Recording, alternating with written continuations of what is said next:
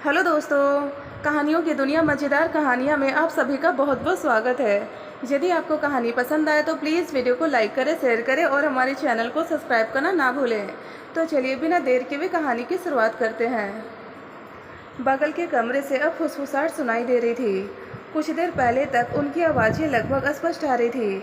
बात कुछ ऐसी भी नहीं थी। फिर दोनों इतने ठहाके क्यों लगा रहे हैं? जाने क्या चल रहा है दोनों के बीच? वार्तालाप और ठहाकों का सामंजस्य उसकी सोच के परे जा रहा था। उफ, तीर चुभ रहे हैं। बिल्कुल निशाना बैठाकर नस्ता चुभ हो रही उनकी हंसी। समीर का मन किया कि वह कोने वाले कमरे में चला जाए और दरवाजा बंद कर तेज संगीत चला दुनिया की सारी आवाज़ों से खुद को काट ले। परंतु एक कीड़ा था जो कुलबुला रहा था, काट रहा था, हृदय छत विछेद कर भेद रहा था। पर कदमों में बेड़ियां भी उसी ने डाल रखी थी। वह कीड़ा बार बार विवश कर रहा था कि वह ध्यान से सुने कि बगल के कमरे से क्या आवाज़ें आ रही है। जीवन की बगियां महकेंगी, लहकेंगी, चहकेंगी। खुशियों की कलियां झूमेंगी, झूलेंगी, फूलेंगी। जीवन की बगिया आशा इन पंक्तियों को गुनगुना रही थी। रमन को अब सीटियां बजाने की क्या ज़रूरत है इस पर? बेशर्म कहीं का, सोफे पर अधलेटे समीर ने सोचा। उसका सर्वांग सुलग रहा था। अब जाने उसने क्या कहा जो आशा को इतनी हंसी आ रही है। समीर अनुमान लगाने की कोशिश कर ही रहा था कि रमन ने ठहाकों ने उसके सब्र के पैमानों को झलका ही दिया। समीर ने कुशन को गुस्से से पटका और सोफे से उठ खड़ा हुआ। क्या हो रहा है ये सब? कितनी देर से तुम दोनों की खींची खींची सुन रहा हूँ। आदमी अपने घर में भी कुछ पल चैन सुकून से नहीं रह सकता है क्या? समीर के गुस्से ने मानो खौलते दूध में नींबू निचोड़ दिया। रमन सॉरी सॉरी बोलता हुआ उठकर चला गया, पर आशा अभी भी कुछ गुनगुना रही थी। रमन के जाने के बाद आशा का गुनगुनाना उसकी रूह को मानो ठंडक पहुँचाने लगा। समीर ने भरपूर नज़रों से आशा को देखा। 7वां महीना लग गया है। इतनी खूबसूरत उसने अपनी ब्याहता को पहले कभी नहीं देखा था। लग रही थी। गालों पर एक हल्की सी ललाई और गोलाई प्रत्यक्ष परिलक्षित थी। रंगत निखर कर एक सुनहरी आवाज़ से मानो आलोकित हो दिल को रूहानी सुकून पहुंचा रही थी। सदा की दुबली पतली छरहरी आशा आज अंग भर जाने के पश्चात अपूर्व व्यक्तित्व की स्वामिनी लग रही थी। कोई स्त्री गर्भावस्था में ही शायद सर्वाधिक रूपवती होती है। रोम रोम से छलकती मातृत्व से परिपूर्ण सुंदरता अतुलनीय है। समीर बीवी की इस अद्भुत नवरूप का एहसास कर ही रहा था कि रमन फिर आ गया और समीर हकीकत की विकृत सच्चाई से आंखें चुराता हुआ झट से कमरे से निकल गया। रमन के हाथ में विभिन्न फलों को काटकर बनाया गया फ्रूट सलाद था। इस बार समीर सच में कोने वाले कमरे में चला गया और तेज संगीत बजा वहीं पलंग पर लेट गया। म्यूजिक भले ही कान फोड़ू हो गया, परंतु उस कमरे से आती फुसफुसाहट को रोकने में भी असमर्थ ही था। रमन की एक एक सीटी इस संगीत को मध्यम किए जा रही थी। साथ ही साथ बीच बीच में आशा की दबी दबी खिलखिलाहट भी। ऐसा लग रहा था कि दोनों कर्ण मार्ग से प्रवेश कर उसके मानस को छत विछत करके ही दम लेंगे। इसी बीच स्मृति कपाट पर विगत की दस्तक शुरू हो गई। इस नव आगंतुक ने मानो उसकी शुद्ध बुद्ध को ही घर लिया। बगल के कमरे की फुसफुसाहट, तेज संगीत और अब स्मृतियों की थाप, इस स्वर मिश्रण ने उसे आभास दिला दिया कि शायद जहन्नुम यही है। सच, इन दिनों उसे आभास होने लगा कि वह मानो जहन्नुम की अग्नि में झुलस रहा हो। जिस उत्कंठा से उसने इस खुशी को पाने की तमन्ना की थी, वह इस अग्निकुंड से होकर निकलेगी, यह उसके लिए अकल्पनीय था। कुछ महीने पहले तक सब कितना मधुर था, समीर ने सोचा, पर कैसे कहा जाए कि मधुर था? तब तो कुछ और ही सूल चुभ रहे थे। चेतना की बगिया उधड़ने लगी। विवाह को 10 वर्ष होने को थे। शुरू के वर्षों में नौकरी, करियर, पदोन्नति और घर की जिम्मेदारियों के चलते समीर और आशा परिवार बढ़ाने की अपनी योजना को टालते रहे। आदर्श जोड़ी रही दोनों की। कितना दबाव था सबका कि उनके बच्चे होने चाहिए। आशा के माता पिता, समीर के माता पिता, नाते रिश्तेदार, यहाँ तक कि दोस्त भी टोकने लगे थे। समीर के सास ससुर उसके शादी की 7वीं वर्षगांठ पर आए थे। तुम लोगों ने बड़ा ही अच्छा आयोजन किया अपनी 7वीं वर्षगांठ पर। इससे पहले तो तुम लोग वर्षगांठ मनाने के विरुद्ध होते थे। बहुत खुशी हो रही है, समीर के ससुर जी ने ऐसा कहा तो आशा झट से बोल पड़ी, हाँ पापा, इस बार बात ही कुछ ऐसी थी। मेरे देवर ने अपनी पढ़ाई बहुत हद तक पूरी कर ली है। अपने आगे की पढ़ाई का खर्च अब वह खुद वहन कर सकते हैं। मेरे देवर डॉक्टर बन गए हैं। हमारी तपस्या सफल हुई। वर्षगांठ तो बस एक बहाना है अपनी खुशियों को सेलिब्रेट करने का। बहन जी, अब आप ही समीर और आशा को समझाएं, ये जल्दी से हमें खुशखबरी सुनाएं। मेरी तो आंखें तरस गई है कि कोई शिशु हमारे आंगन में खेले। ऐसा ना हो कि कहीं देर हो जाए। समीर की माँ ने अपनी समधी से कहा। हाँ बहन जी, आप सही कह रही हैं।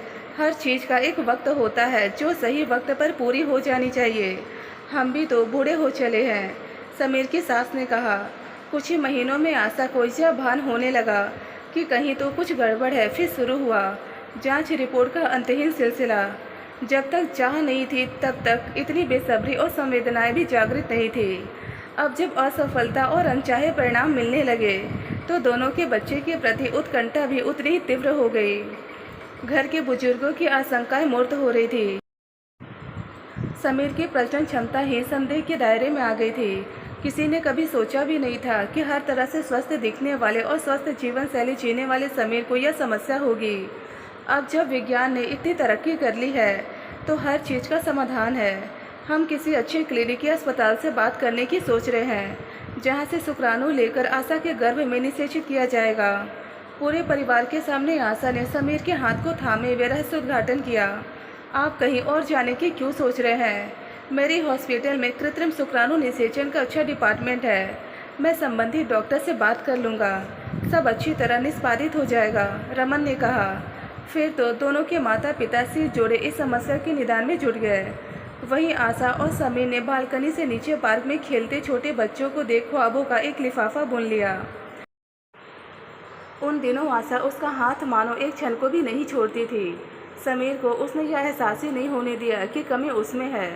दोनों ने इस साथी रुकावट को पार करने हेतु जमीन आसमान एक कर दिया। दोनों दो शरीर एक जान हो गए थे। लेकिन पर अपनी सास की बनती बिगड़ती माथे की लकीरों को आशा भांप रही थी। उस तरीके से जन्मा बच्चा क्या पूरी तरह स्वस्थ होगा? समीर के पिताजी ने पूछा था। फिर जाने किस कुल या गोत्र का होगा वह? समीर की सास ने बुझी वाणी में कहा। देर तक एक लंबी चुप्पी छाई रही। जब चुप्पी की नुकीले नक रक्तवाहिनियों से खून टपकाने की हद तक पहुंच गए तो समीर ने ही चुप्पी तोड़ी। हमारे पास और कोई रास्ता नहीं है। हम चाहते तो किसी को कुछ नहीं बताते, पर आप सबको जानने का हक है। एक रास्ता है, यदि घर का ही कोई सदस्य पुरुष अपने शुक्राणु दान करे। इस हेतु वह अनजाना कुल परिवार की भांति नहीं रहेगा। आशा के पिताजी ने कहा। आप सब निश्चिंत रहे, बहुत लोग इस विधि से बच्चे प्राप्त कर रहे हैं। हर नए आविष्कार को संशय और अविश्वास की दृष्टि से देखा ही जाता है। मैं खुद ध्यान रखूंगा कि सब अच्छे से संपन्न हो। रमन के इस आश्वासन ने उन्हें फौरी तौर पर थोड़ी राहत दे दी। आखिर वर्षों बाद वह दिन आया जब आशा के गर्भवती होने की डॉक्टर ने पुष्टि की। आशा ने अपनी नौकरी से अनिश्चितकालीन छुट्टी ले ली। एक बच्चे की आहट से परिवार में हर्ष की लहर दौड़ गई। आंगन में घुटनों के बल चलते शिशु की कल्पना से ओतप्रोत हर एक सदस्य अपनी तरह से खुशियां जाहिर कर रहा था। अचानक घर में आशा सबसे महत्वपूर्ण हो गई। आखिर क्यों न होती? आती खुशियों को तो उसी ने अपने में सहेज रखा था। समीर देखता कि उसकी प्रिय उससे ज़्यादा उसके माता पिता के साथ वक्त गुजार रही है।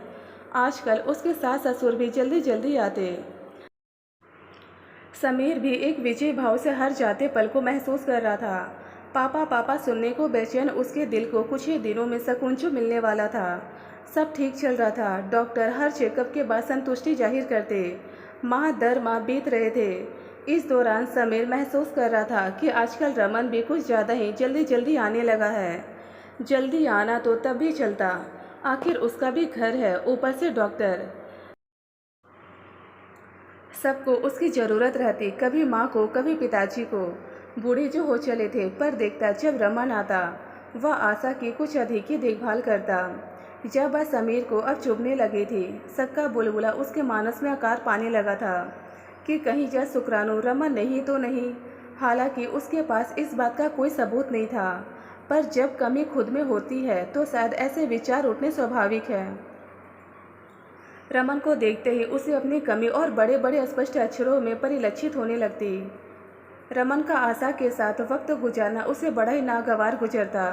धीरे धीरे उसे महसूस हो रहा था कि जब तक वह कुछ करने की सोचता है आशा के लिए, रमन तब तक वह कर गुजरता है। रमन सहित घर के सभी सदस्य जब आपस में हंसी मजाक कर रहे होते, समीर कोई ना कोई बहाना बना वहां से घिसक लेता। धीरे धीरे समीर अपने पलक पावड़े समेटने लगा।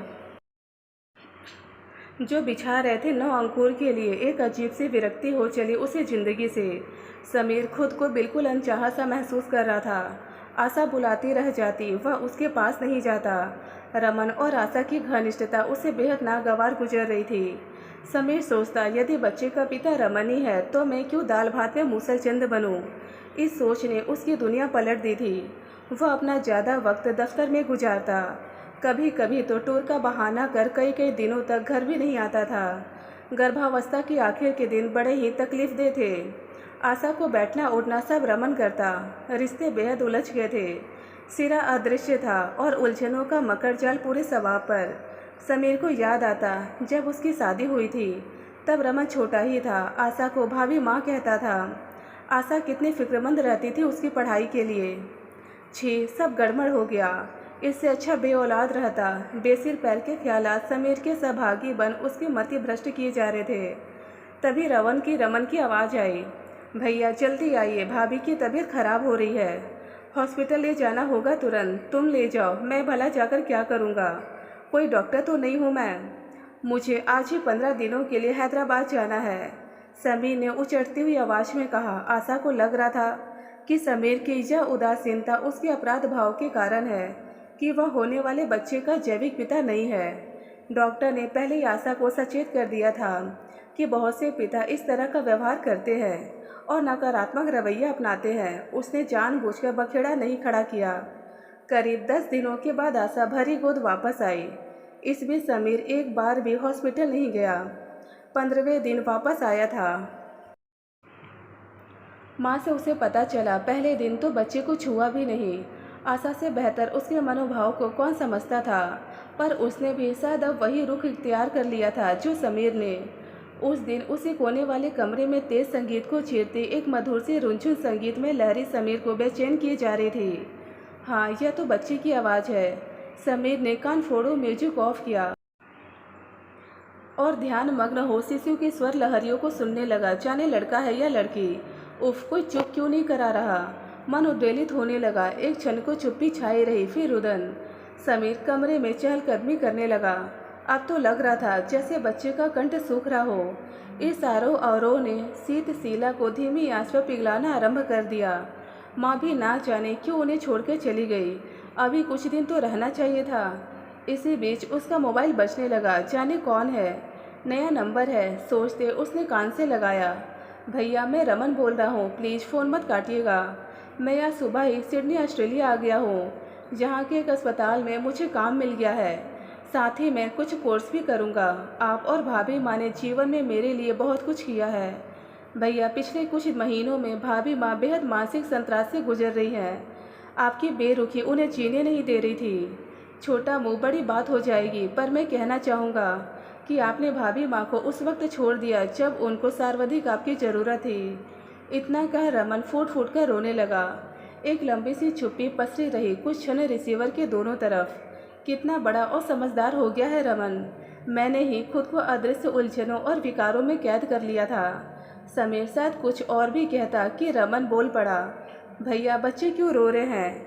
मुझे उनके रोने की आवाज़ें आ रही है। बच्चे क्या जुड़वा है? समीर उछल पड़ा और दौड़ पड़ा उनकी तरफ। 2 नर्म नर्म गुलाबी रुई के फाये हाथ पैर फेंकते हुए समीर स्वर में आसमान सिर पर उठाए थे। धन्यवाद रमन। धन्यवाद भाई, घर पे जल्दी जल्दी आते रहना। क्या उसने यह सोचते हुए बच्चों को छाती से लगा लिया कि क्या फ़र्क पड़ता है कि बच्चे रमन के स्वर्म से पैदा हुए हैं या किसी और के। अब ये बच्चे उसके हैं, वही उनका पिता है। रमन के होते तो शायद वह उन्हें छोड़कर नहीं जाता। यह तसल्ली कम नहीं है। दोस्तों, कहानी आपको कैसे लगी? कहानियों के संदर्भ में आपके जो विचार हैं हमें कमेंट बॉक्स में कमेंट कर ज़रूर बताएं। ऐसी ढेरों कहानियाँ सुनने के लिए हमारे चैनल मज़ेदार कहानियाँ को ज़रूर सब्सक्राइब करें। Thanks for watching friends. Bye bye. धन्यवाद।